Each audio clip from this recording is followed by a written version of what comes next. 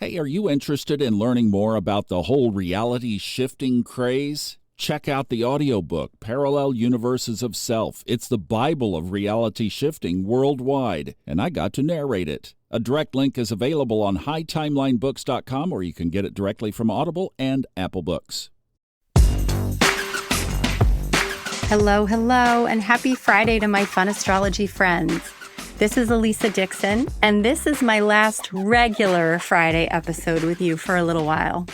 Thomas and I spoke last week, and we agreed that with the launch of my new podcast, Astrology with Alisa, it makes the most sense for me to focus all of my podcasting energy there, to build up my audience and get my podcast going. Many of you have already found my show and followed it, and I can't thank you enough for all of your support.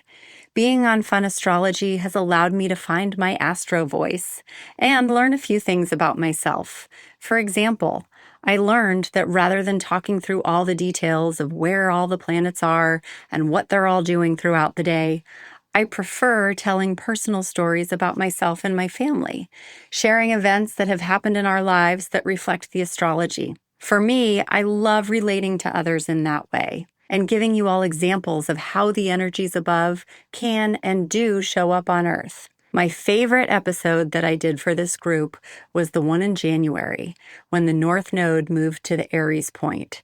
Remember, that's 0 degrees and 0 minutes of Aries. It's the very beginning of the entire zodiac, and it signified a huge new beginning for all of us. I shared my story about what happened 18 and a half years ago, the last time the North Node came to the Aries point. That's when I left my job, my family, and my friends in Connecticut, and I moved to Ohio on a leap of faith for love. Now, astrology is all about cycles and patterns. This same energy is present again now. And this Aries solar eclipse that is happening tomorrow morning is solidifying the new beginning that started for us all in January with the North Node meeting the Aries point. And at the moment of the eclipse tomorrow morning, Mercury retrograde will be at 0 degrees Aries. And I think that's significant.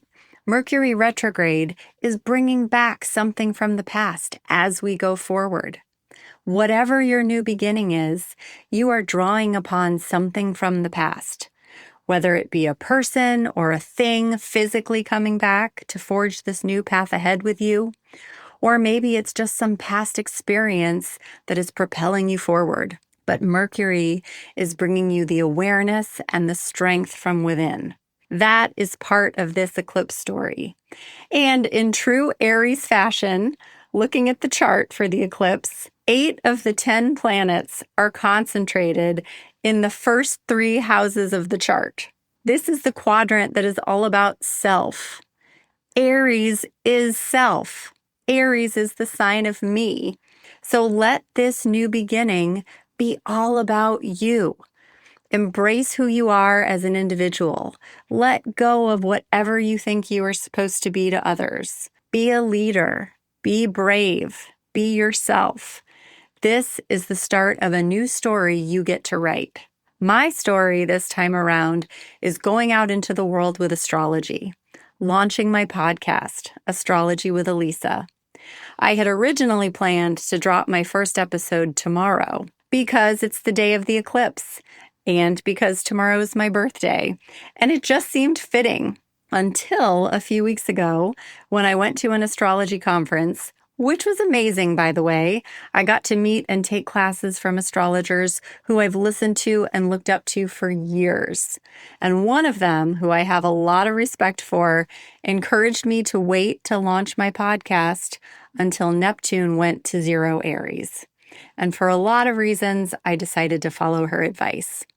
Then, since I wasn't launching on the eclipse itself, I decided to play with the astrology of a few days and see which day next week had the best energy to suit my podcast launch.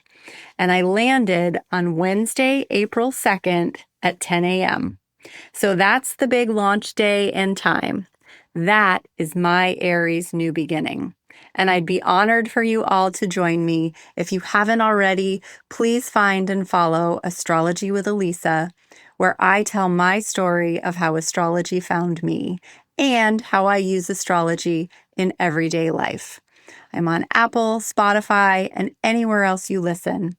I'm also on Instagram now. I have a YouTube channel, a Facebook page, and a website. Please come check me out. And I have nothing but love and gratitude for you all. And for Thomas.